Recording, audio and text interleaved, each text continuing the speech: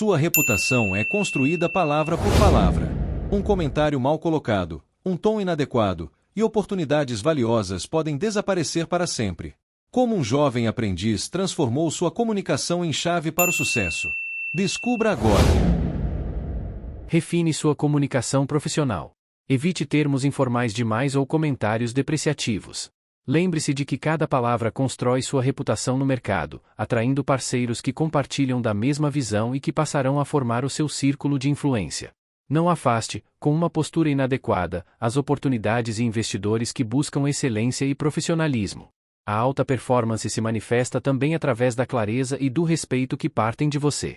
Esta mensagem é mais do que um conselho, é a história de um jovem que aprendeu, na prática, como a linguagem pode abrir portas ou fechá-las para sempre. Ouça agora como Apolo nos conta essa jornada de superação e sabedoria. Ricardo tinha 30 anos, uma fronteira psicológica onde o entusiasmo da juventude começa a exigir o lastro da autoridade. Ele habitava aquele ato desconfortável entre possuir uma visão brilhante e não ter o código necessário para transmiti-la. Trabalhar na organização de Dom Henrique, um titã da distribuição de bebidas e adegas de luxo, era como caminhar por um museu vivo de etiquetas e protocolos. Ali, o tilintar de uma taça de cristal tinha um tom específico, e o silêncio de uma negociação valia mais que 1000 promessas vazias. Ricardo, técnico em gestão com uma sólida formação religiosa que lhe conferia uma ética inabalável, mas uma timidez latente, desejava romper a inércia do tradicionalismo. Ele via o que os veteranos, cegos pelo sucesso do passado, ignoravam: o mercado estava mudando. O consumidor moderno não buscava apenas o rótulo de um vinho premiado, ele buscava a experiência da conveniência gourmet. A ideia de Ricardo era audaciosa: introduzir uma linha de snacks internacionais de altíssimo padrão.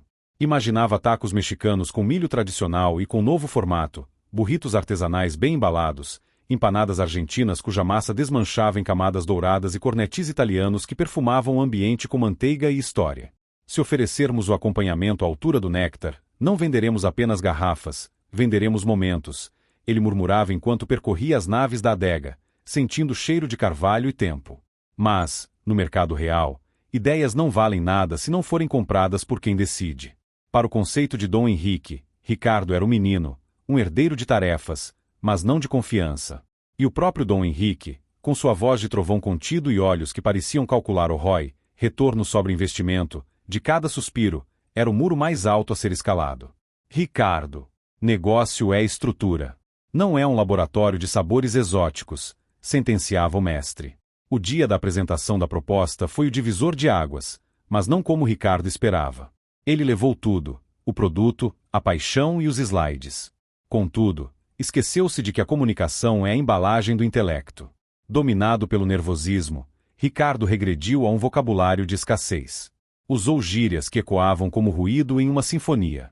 Interrompeu diretores com um então, tipo assim, e, quando questionado sobre a logística de produção dos produtos, respondeu cometendo o erro fatal da informalidade: "Ah, isso a gente desenrola, o importante é o conceito, sabe?" O silêncio que se seguiu foi gélido. Dom Henrique, cujas mãos repousavam sobre a mesa como garras de uma águia antiga, fechou sua pasta de couro. O estalo do fecho soou como um veredito. "Ricardo, você está pedindo o capital da empresa, a logística da empresa e a reputação que levei 40 anos para construir. Isso não é um churrasco de faculdade. Se você não consegue articular o risco com a precisão de um cirurgião, você não está pronto para o bisturi. Volte quando aprender que a clareza é a cortesia dos mestres." A humilhação foi pedagógica. Naquela noite, Ricardo não buscou culpados, buscou o espelho. Ao rever a gravação da reunião, um hábito de autocrítica que decidiu adotar, ele percebeu que sua postura corporal gritava insegurança, enquanto suas palavras imploravam por aprovação. Ele compreendeu uma verdade brutal do mercado: a competência técnica é o ingresso, mas a comunicação profissional é o que permite você sentar à mesa principal. Ele mergulhou em um processo de metamorfose.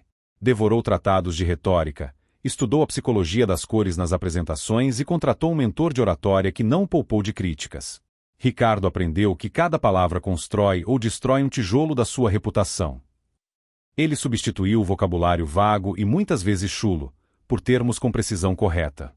O "eu acho" deu lugar ao "os dados projetam". O desenrolar foi sepultado por estratégia de contingência operacional. Ele entendeu que o respeito não é imposto, É extraído através da frequência da voz e da solidez do argumento. 3 meses depois, ele solicitou uma nova audiência. A atmosfera era de ceticismo. Ricardo entrou na sala não como menino da família, mas como um executivo de visão. Sua coluna estava ereta, o queixo paralelo ao chão, e o contato visual era distribuído com equanimidade.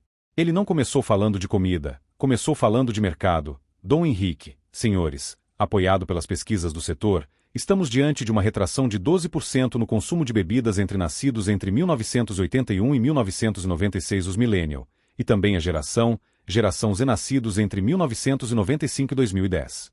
Estas quedas têm sido compensadas por um aumento de 28% no consumo de experiências gastronômicas integradas.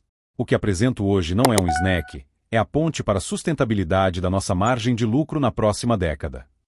A apresentação foi uma aula de alta performance. Ele antecipou as objeções antes que fossem feitas. Demonstrou o ponto de empate corretamente, quando as despesas de investimentos empatam com os recebíveis, isto é, apresentou o break-even do projeto com uma clareza que tornava a recusa um erro lógico. Quando terminou, não havia o tipo ou o beleza. Havia apenas o eco da autoridade. Dom Henrique, o mestre difícil de agradar, inclinou-se para a frente. Um sorriso quase imperceptível surgiu.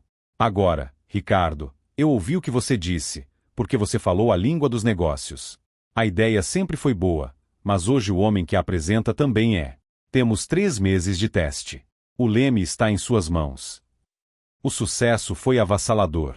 Em 6 meses, as adegas de Dom Henrique tornaram-se pontos de referência. O faturamento subiu, mas, para Ricardo, a maior vitória foi a mudança no círculo de influência. Ele não era mais o jovem que pedia permissão, era o líder que propunha caminhos. Ele aprendeu que parceiros de alto nível e investidores de peso são como organismos sensíveis. Eles fogem do ruído e da informalidade excessiva, mas são atraídos magneticamente pela clareza e pelo profissionalismo. Anos depois, Ricardo, agora sócio da expansão, observava um novo grupo de estagiários. Ele viu neles o mesmo brilho nos olhos e a mesma falha na língua que ele tivera um dia. Aproximou-se, com a autoridade de quem venceu a si mesmo, deixou o ensinamento final. A excelência não é um ato isolado, é um hábito de comunicação. No mercado, sua voz é o seu cartão de visitas mais caro. Não desperdicem oportunidades por preguiça de refinar o que sai da sua boca. Cada frase é uma semente de confiança. Se vocês cuidarem do jardim das palavras, o pomar do sucesso será inevitável. Ricardo sabia que Dom Henrique estava certo. O mercado não perdoa o amadorismo, mas coroa quem domina a arte de transformar pensamento em impacto através da palavra, dos símbolos e das representações. O aprendiz tinha, finalmente, se tornado mestre de seu próprio destino.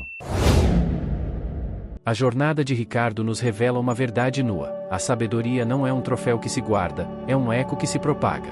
O que fazemos constrói o cenário, mas o modo como nos comunicamos é o que define se seremos o protagonista ou apenas um ruído na história. A Bíblia, essa bússola milenar da humanidade, nos oferece 3 chaves de ouro para dominar essa arte. Imagine a palavra como uma força da natureza. Em Provérbios capítulo 15 versículo 1, somos ensinados que a resposta branda desvia o furor, mas a palavra dura suscita a ira. Ricardo sentiu o peso dessa dureza na pele. Quando ele reagia com o desenrolar da arrogância ou a gíria do desleixo, ele apenas alimentava o fogo do preconceito de seus superiores. Mas, ao suavizar o tom e elevar o conteúdo, ele não apenas baixou as guardas de Dom Henrique, ele desarmou exércitos inteiros de dúvida.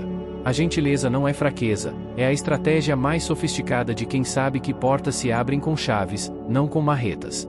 Seguindo essa trilha de luz, encontramos em Efésios capítulo 4 versículo 29 um imperativo de construção: não saia da vossa boca nenhuma palavra torpe, mas só a que for boa para edificação. O que Ricardo chamava de seu jeito de falar era, na verdade, uma demolição constante de sua própria imagem. No mercado, como na vida, palavras depreciativas ou vulgares funcionam como cupins em uma estrutura de confiança.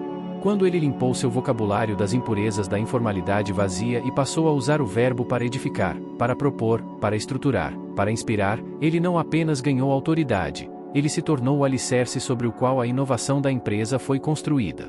Por fim, precisamos olhar para o perigo que carregamos entre os dentes. Em Tiago capítulo 3 versículos 5 e 6, a advertência é severa: a língua é um fogo, capaz de corromper todo o corpo. Como uma faísca em palha seca, um comentário impensado ou um tom inadequado pode reduzir a cinzas décadas de esforço em segundos.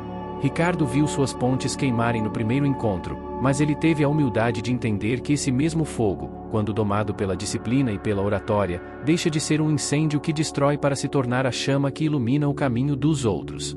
A palavra é o sopro que dá vida aos nossos projetos ou o vento que os apaga. Agora, Apolo nos convida a um mergulho ainda mais profundo. Como transformar essa sabedoria milenar na prática do seu dia a dia? A resposta está na próxima mensagem. Muitas vezes, acreditamos que o sucesso é um evento externo, uma porta que se abre por sorte ou um número que brota em uma planilha. Mas a jornada de Ricardo nos obriga a olhar para dentro, para o território sagrado e, por vezes, negligenciado da nossa própria voz. A verdade é que Ricardo não mudou apenas o seu vocabulário.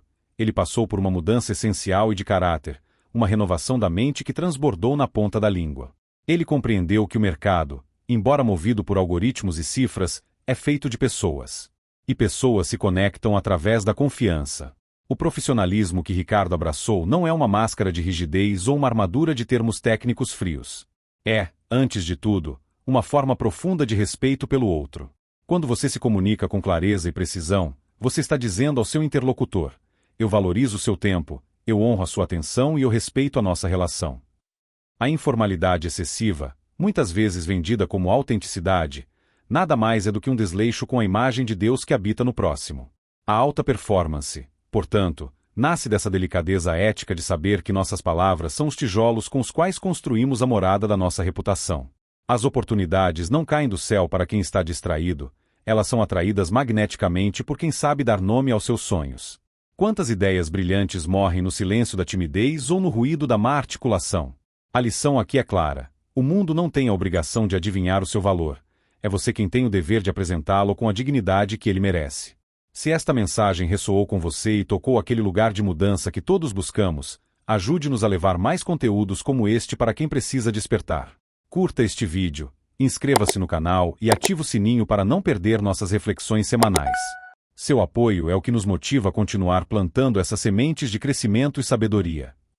Retomando nossa trilha, precisamos entender que um legado não é feito apenas de grandes feitos heróicos, mas da coerência diária entre o que pregamos e o que vivemos.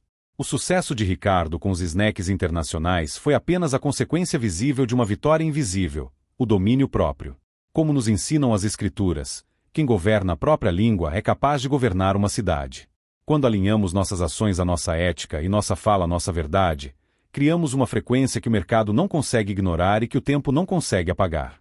Não desperdice o poder que Deus colocou em sua boca. Use-o para edificar, para clarear caminhos e para abrir as portas que o seu talento já conquistou, mas que sua voz ainda precisa reivindicar. Lembre-se, o mestre não é aquele que sabe tudo, mas aquele que aprendeu que cada palavra é uma semente. E quem planta com respeito, colhe destino. Na tela agora, um vídeo que aprofundará sua compreensão sobre como a comunicação molda seu futuro. Não perca! Explore este conhecimento e permita que ele floresça. Até breve, e lembre-se, no pensar forte, cada palavra é um passo rumo à sua melhor versão.